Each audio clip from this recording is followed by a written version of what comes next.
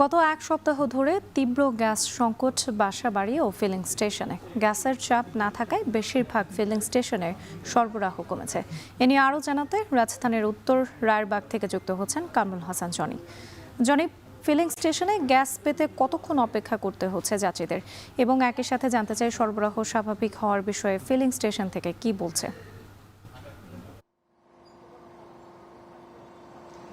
রাত্রি, আপনাকে ধন্যবাদ। আপনি ঠিক যেমনটি বলছিলেন, আসলে সরবরাহের কথা এবং গ্যাস সংকটের কথা আমরা গত এক সপ্তাহ জুড়ে যেই সংকট আসলে দেখছি, আমরা সকাল থেকে সেই সংকটের চিত্রই আসলে দেখানোর চেষ্টা করেছিলাম দর্শকদের। এবং সকালে আমরা যেই চিত্রটি দেখেছি এখানে উত্তর রায়েরবাগের যেই সিএনজি ফিলিং স্টেশনে আমরা এসে সকালে কিন্তু এই চিত্রের অনেকটা কাছাকাছি আমরা দেখতে পাচ্ছি যে এখানে আসলে গ্যাসের জন্য যে অপেক্ষা, এই অপেক্ষা কিন্তু আমরা এখানেও লক্ষ্য করছি। এবং এখানে 2 থেকে আড়াই ঘন্টা, কোনো চালক 3 ঘন্টা পর্যন্ত কিন্তু এখানে অপেক্ষা করে আছেন। বিশেষ করে যারা সিএনজি গাড়ি চালান তারা 3 ঘন্টা পর্যন্ত আসলে অপেক্ষা করছেন, এবং বড় গাড়িগুলোকে আমরা প্রায় 2 ঘন্টা আড়াই ঘন্টা ধরে আসলে অপেক্ষা করতে দেখেছি। এবং তারা বলছেন মূলত যে প্রেশার কম থাকার কারণেই তারা যে গ্যাসের সরবরাহ কমেছে। এবং সিএনজি যারা চালক আছেন তাদের সঙ্গে আমরা কথা বলেছিলাম, তারা বলছেন তারা দিনে 300 টাকার যদি গ্যাস তারা নেন, একদিনে তারা আসলে পুরো একদিন তারা আসলে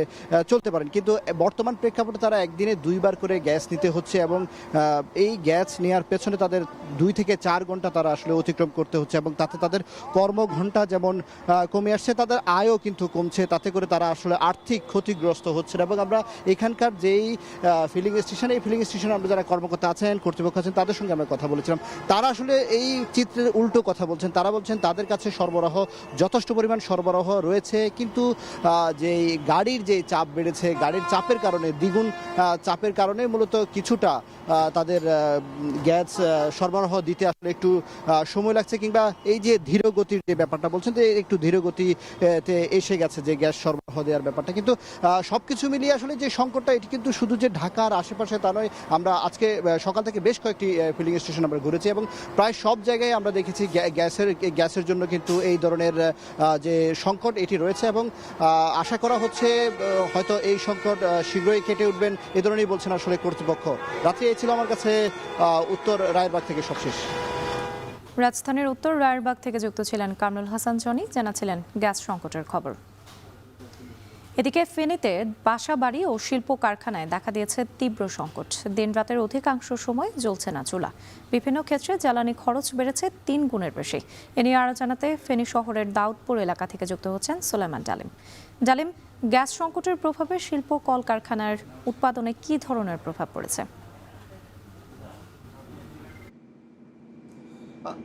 রাত্রি, আমরা সকাল থেকে ফেনী শহরের 2টি আবাসিক এলাকা, বিরিঞ্চি, কদলগাজী, আরামবাগ এলাকা থেকে দেখিয়েছি। এখন আমরা আছি ফেনী শহরের দাউদপুর এলাকায় একটি অটো মেজর ফ্লাওয়ার মিল। এটি একটি শিল্প কারখানা। আমরা দেখেছি যে এই কারখানায় যে উৎপাদন সেটি কিন্তু গ্যাসের কারণে ব্যাহত হচ্ছে। আমরা যদি দেখাই, এই যে একটি চুলা যেখানটায় মুড়ি ভাজা হচ্ছে, এই প্রতিষ্ঠানটিতে অর্ধেকটা মুড়ি যেখানে লবণ মেশানো, সেটি কিন্তু অর্ধেক ভাজা হওয়ার পরেই কিন্তু গ্যাস চলে যায়, যার ফলশ্রুতিতে কিন্তু এই যে চালগুলো এখানে রয়েছে, এবং কারখানার যারা কর্মরত রয়েছেন তারা বলছেন যে এই যে গ্যাস চলে যাওয়ার কারণে এই চালগুলো কিন্তু নষ্ট হয়ে যাবে, অর্থাৎ তাদের উৎপাদন ব্যাহত হবে। অপরদিকে আমরা কথা বলছি এখানকার উৎপাদনে সরাসরি যারা জড়িত তাদের সাথে, তারা বলছেন যে সারা দিন এবং রাতের মধ্যে মাত্র 2 ঘন্টা নিরবচ্ছিন্ন গ্যাস থাকে। যে 2 ঘন্টা নিরবচ্ছিন্ন গ্যাস থাকে, সেই 2 ঘন্টার উপর নির্ভর করেই কিন্তু তাদেরকে উৎপাদন করতে হয়, যার ফলশ্রুতিতে তাদের যে কাঁচামাল সেটি কিন্তু নিয়মিতই নষ্ট হচ্ছে। এই যে পরিস্থিতি, এটি কিন্তু শুধু ফেনী শহরের দাউদপুরের যে Starline auto major flower mill এটি নয়, শহরের বিসিক সহ অন্যান্য যে ক্ষুদ্র, মাঝারি এবং বৃহৎ যে শিল্প কারখানাগুলো রয়েছে সেখানকার চিত্রও কিন্তু একই, যার ফলশ্রুতিতে শিল্প মালিকরা এবং যারা উৎপাদনের সাথে সরাসরি জড়িত তারা বলছেন যে তারা নানাভাবে লোকসানের শিকার হচ্ছেন। অপরদিকে বাসাবাড়িগুলোর পরিস্থিতি সেটিও নাজুক, এবং যে সিএনজি ফিলিং স্টেশনগুলো রয়েছেন সেখানেও কিন্তু গ্যাসের চাপ কম। এই ছিল ফেনীর দাউদপুর এলাকা থেকে আমাদের কাছে গ্যাস সরবরাহ পরিস্থিতির সর্বশেষ। সুলাইমান ডালিম যুক্ত ছিলেন আমাদের সঙ্গে ফেনী থেকে, জানাচ্ছিলেন গ্যাস সংকটের